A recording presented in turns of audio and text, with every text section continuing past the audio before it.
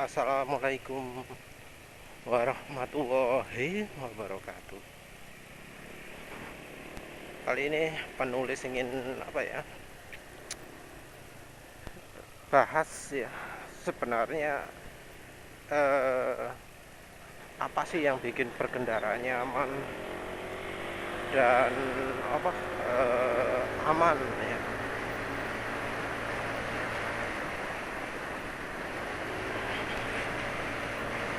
Jadi berkendara ini lebih terutama ke aman ya. Karena nyaman itu banyak. Nyaman itu hubungannya dengan getaran, dengan kestabilan motor, dengan suara. Jadi misal pingin motor nyaman, ya suara motor jangan sampai mengganggu, jangan sampai eh, nggak enak di telinga. Harus yang nyaman, harus yang enak didengar.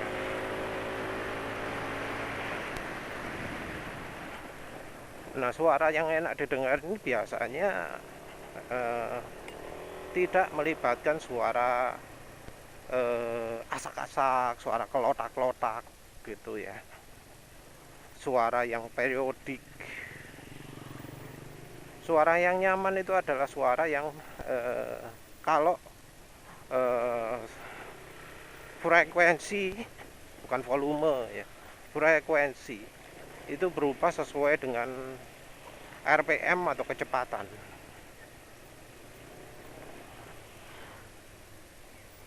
Jadi suara yang trik trik trik trik trik trik gitu, saka saka saka sak, kelotak kelotak kelotak itu sesuatu yang harus dihilangkan. Kebanyakan suara itu sumbernya dari mesin, lainnya dari CVT.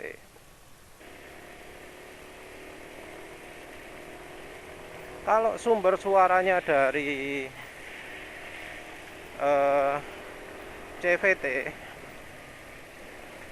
ya susah ya, harus dicari sumbernya di mana. Kalau sumbernya dari mesin, seringkali itu problem oli mesin. Jadi dari kalau motor matic mesin dan transmisi. Jadi kalau berisik seperti itu biasanya sumbernya gara-gara oli mesinnya kurang kurang oke. Salah, jangan bilang kurang, tapi tidak oke. Kalau kurang oke itu ya minim, saya kasar tapi nggak sampai rusak. Tapi kalau sampai rusak itu kan berarti olinya tidak layak, bukan kurang layak, bukan kurang baik, tapi wes jelek.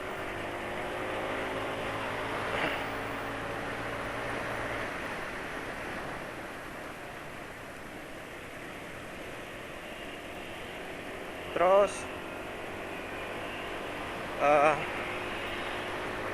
getaran, getaran itu susah juga ya. Getaran sumber dari CVT ya harus dibenahi CVT-nya. Ada yang geredek, ada yang kocak, ada yang getar kecil, macam-macam. Kalau dari mesin kadang agak susah karena dari pabrik bawaannya kayak gitu, getar.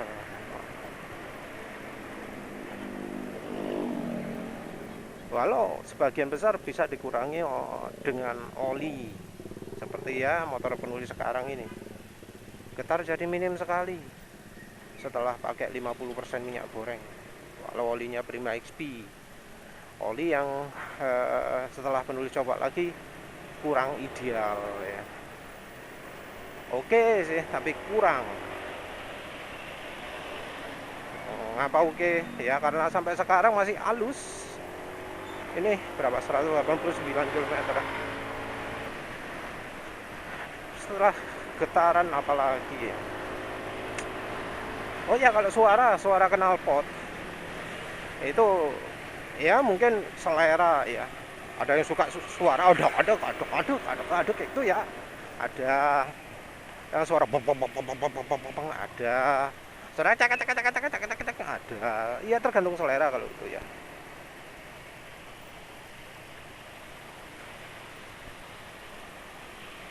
Untuk kenyamanan lain, ada jok, ada ergonomi, itu sudah desain. Tapi kalau jok masih bisa dibenahi sendiri kan ya.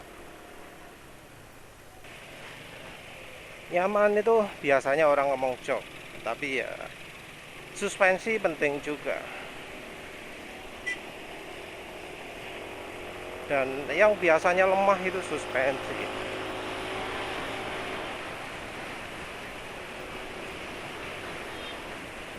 Suspensi sama ban lah ya. Jadi kalau soal uh, suspensi itu nggak cuma yang belakang ya, tapi yang depan. Pabrikan Jepang itu bikin desain apa jenenge, uh, pakai stopper ya, engine mountingnya pakai stopper. Desain seperti ini cocok banget untuk jalan mulus. Tapi untuk jalan yang kayak begini, yang penulis lewati sekarang, amit-amit ya. Bukannya makin stabil, tapi makin susah dikendalikan, makin liar. Karena jadi loncat-loncat. Kemarin banjir rupanya. Ini loh contohnya depan ini ya. Galugil itu contoh ya, contoh suspensi yang kurang mumpuni. Itu kalau terjadi di motor matic bakal lebih liar lagi. Enggak ya, kalau itu kan masih oyang gitu. Kalau di motor matic bakal lebih parah.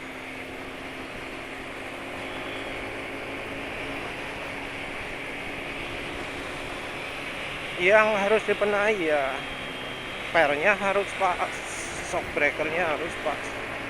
Kalau depan mungkin dari memilih kekentalan oli yang tepat, atau menentukan berapa banyak olinya. Nggak cuma motor sih, mobil juga ini contoh sebelah barusan itu mobil nggak stabil gitu. Suspensinya suspensi jelek. Ya maklum lah, buatan Jepang ya. Buatan Jepang sekarang ini makin lama makin turun. Kayaknya naik pangkatnya sudah bukan karena kemampuan, tapi karena pendekatan suap gitu ya istilahnya. Terus penurunan lah ya, Jepang itu sudah nggak bisa jadi panutan lagi.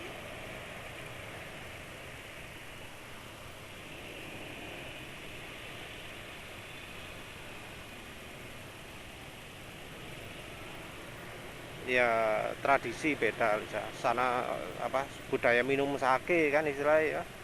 Sekantor kerja bareng minum sake, mana yang lebih jago memuaskan bosnya, yang lebih cepat naik pangkat. Wis kok bahas iku.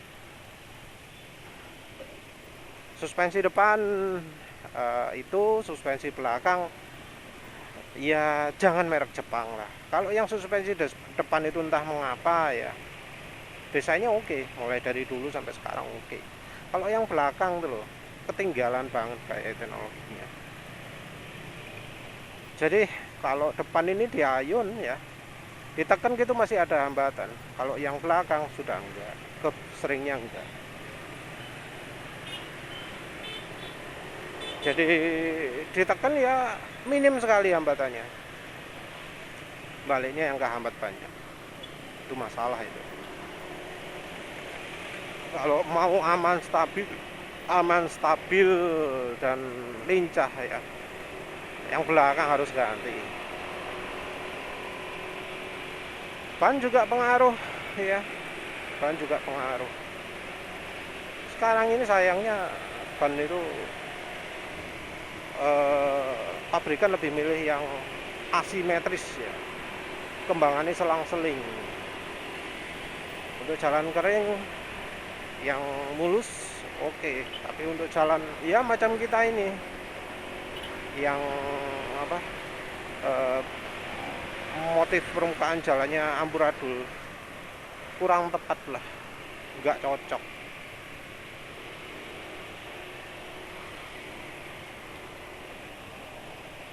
Jadi malah mengganggu kestabilan. Ban yang menurut penulis cocok untuk Indonesia itu adalah ban yang simetris pola kembangan bannya.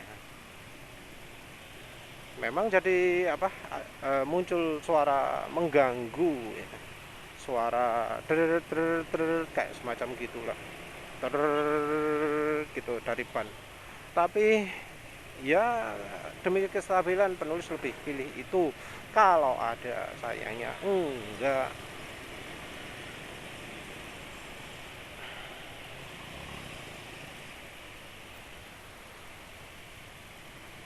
Jadi ya entah mengapa ya, desainer ban itu kok sekarang nggak ngejar kestabilan, lebih ngejarnya ke suara. Padahal ya sebenarnya ban-ban sekarang ini nggak terlalu berisik kok ya, ban motor itu. Beda dengan ya zaman dulu ya, penulis pertama ganti ban itu gitu, kedengaran ban itu. Kalau sekarang jarang ya, jarang penulis dengar ada motor yang banyak kedengar suaranya. Ya kalau dulu lumayan sering ya.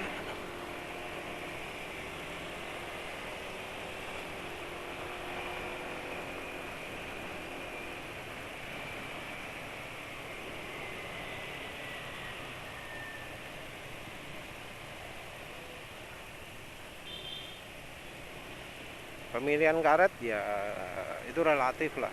Yang namanya kestabilan itu eh, bukan soal pakem atau enggaknya,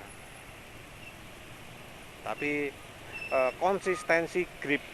Dan apa, ban yang lunak itu sering gripnya lebih nggak konsisten daripada ban yang agak keras, yang hard atau medium. Entah nanti penulis beli ban baru itu sudah mulai gundul, banyak penulis entah beli yang hard apa soft ya.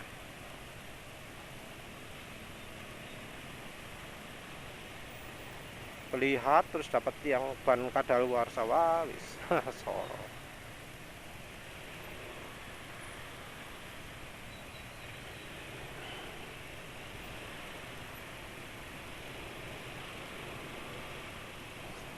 Tapi beli soft katanya cepet habis. Entah.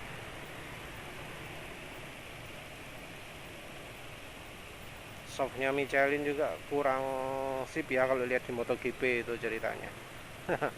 Tapi entah apa levelnya sama kayak MotoGP, nggak tahu lagi lah.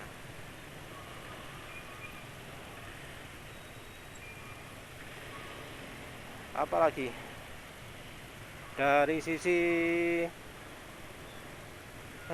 tekanan ban juga penting. Tekanan ban ya jangan sampai terlalu empuk, kalau keras bahaya. Dari ban itu biasanya ada tekanan maksimumnya, kita nggak boleh apa melebihi maksimum. Ada kondisi di mana ban agak gembos itu bisa ngegrip, ada kondisi di mana ban yang sangat keras bisa ngegrip. Kalau untuk NMAX ini, ban NMAX ini ngegrip itu bisa dicapai dengan tekanan angin yang tinggi. Justru kalau terlalu empuk, apa jenenge, malah gripnya berkurang karena selain dari model bannya yang keras, juga karena apa nih, kelenturannya kurang. Apa sih, apa doa ya, apa eh Yanci apa sih ya, wis pokoknya banyak eh,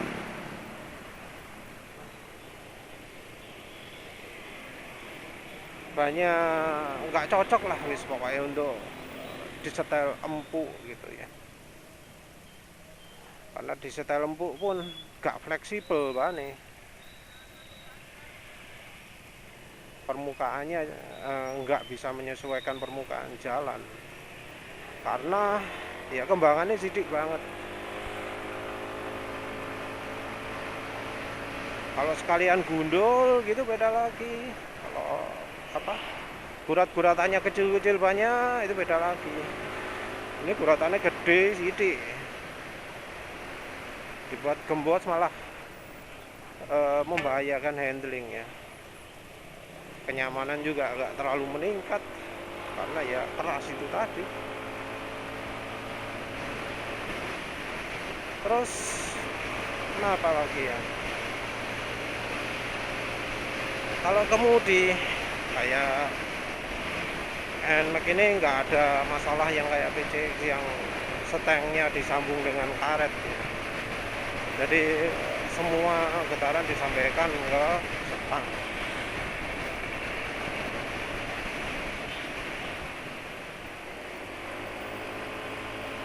Oh, kemana terus ya, kayaknya itu aja ya. Ya sayangnya beberapa kondisi itu kita nggak bisa mengandalkan kondisi standar karena ya pabrikan Jepang itu sekarang kayaknya lebih fokus pokok cepet keluar produknya, jadi produknya keluar mentah gak mateng, dan sayangnya di produk berikutnya juga masih tetap mentah gak mateng. Entah kenapa kok keburu-keburu gitu ya.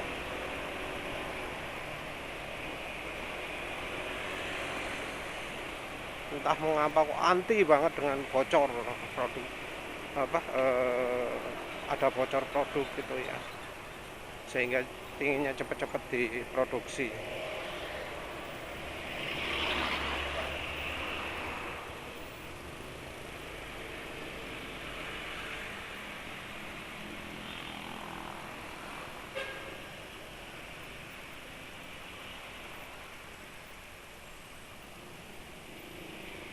Yo, apalagi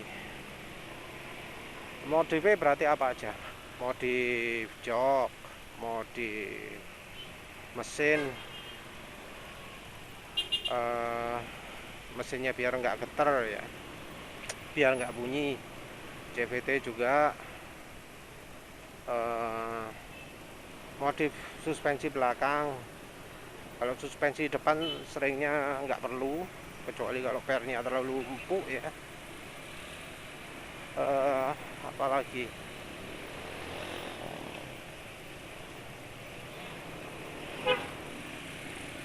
ban ganti.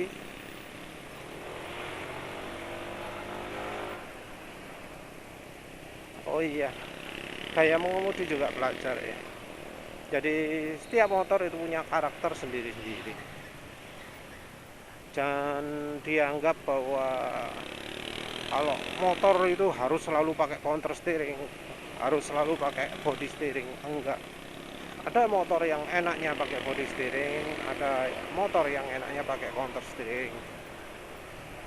Pakai body steering itu badan miring, motor sudah belok. Motor yang butuh counter steering itu body miring, badan miring, tapi motor nggak mau belok. Nah, kalau ketemu motor yang seperti itu, caranya sentakan setangga berlawanan, nanti motor akan rebah ke kanan. Nah, belok lah. Rebah ke kiri terus belok lah ke kiri. Jadi seperti ini, setang belok apa? Setang banting ke kiri, motor akan ke kanan ya. Karena motor jadi rebah ke kanan. Belok ngawali pakai setang. Kalau sudah kebiasaan ya nanti ya bisa lincah lah kayak penulis ya. Lihat sendiri kalau penulis belok lumayan sikap ya, bukan berarti penulis sudah top cara beloknya, tapi ya paling enggak sudah cukup mahir lah. Kalau top itu bisa mepet 1 mm ya, itu top. Tapi penulis nggak ingin seperti itu, nggak ingin melakukan seperti itu ya. Itu aja ya kayaknya ya. Jadi sebenarnya ya cukup banyak juga yang harus dilakukan.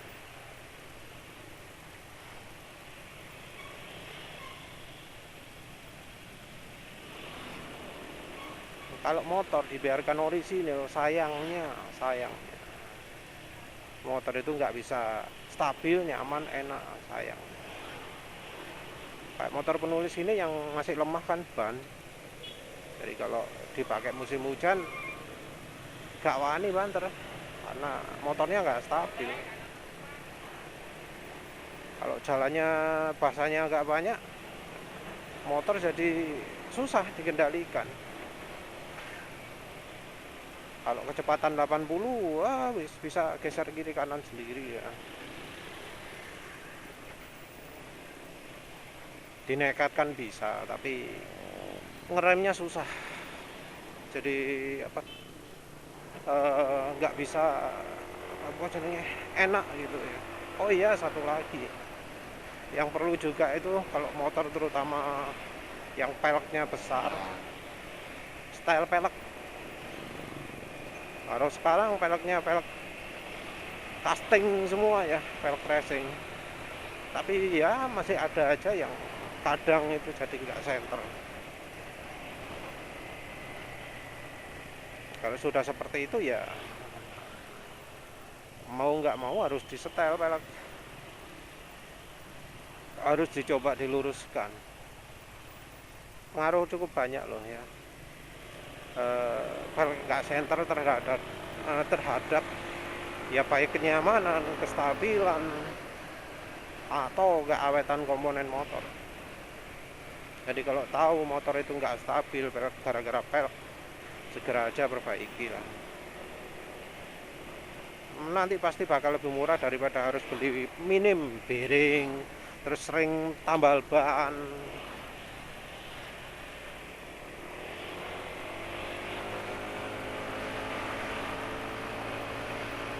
Ya wes lah, gitu aja. Terima kasih udah menonton. Assalamualaikum warahmatullahi wabarakatuh.